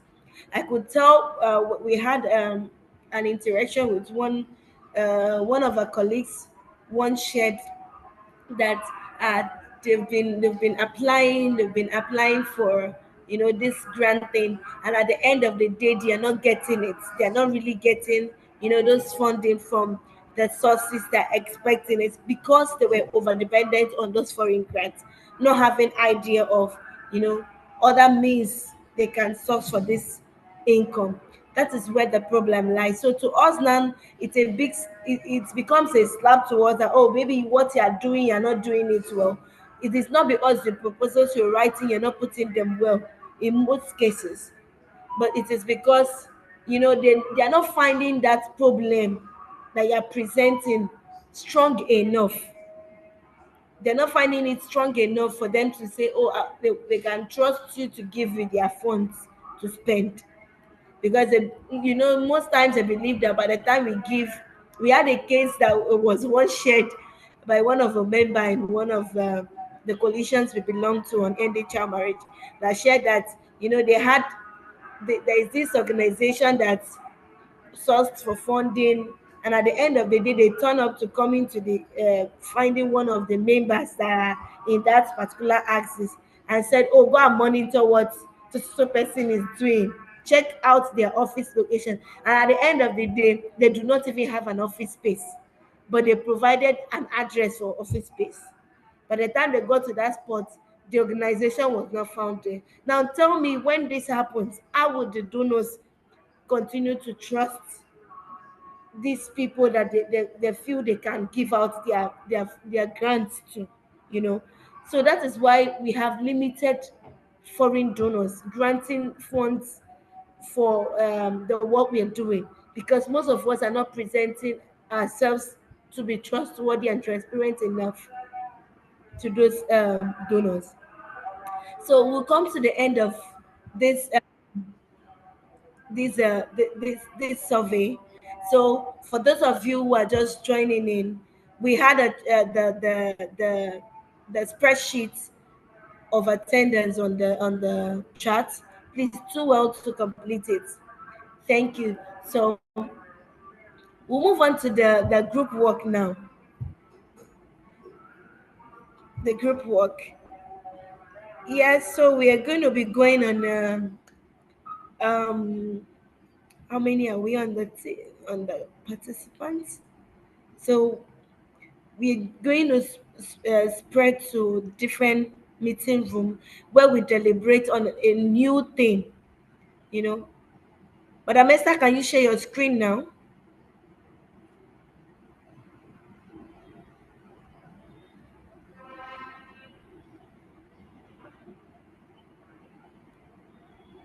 So this is our small task for each and every one of us.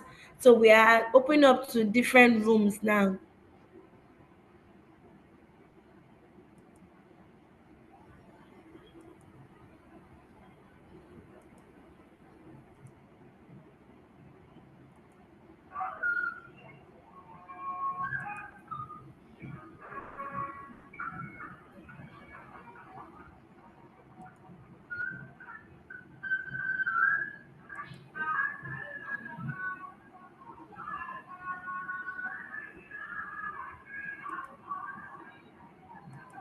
So we are going to split ourselves this way.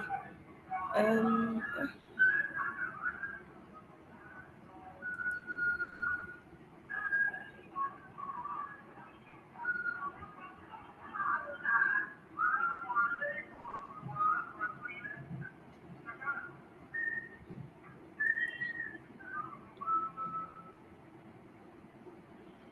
just like I mentioned earlier, I can see somebody just joining in. Please do well to complete the spreadsheet if you have not.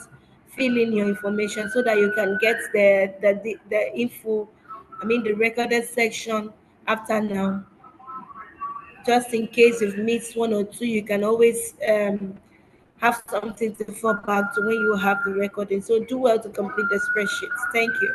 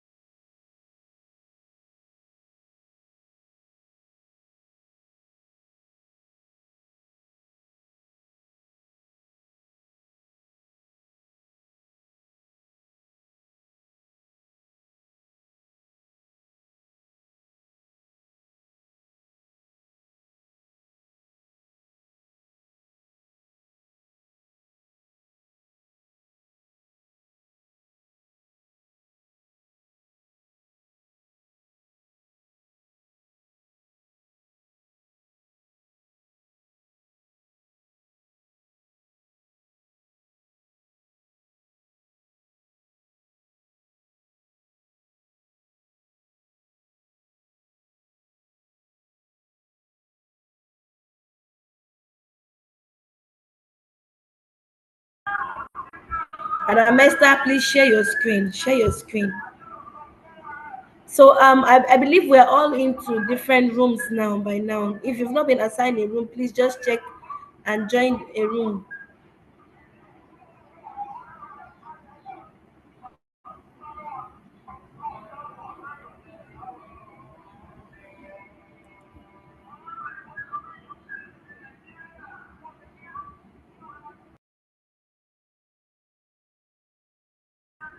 So for the breakout room section, we have 5 minutes, and this is 12:32. At 12:35, we're all coming back to the the the meeting again, and we're coming back together. Then we'll have somebody to represent each of the group to give what you've come up with.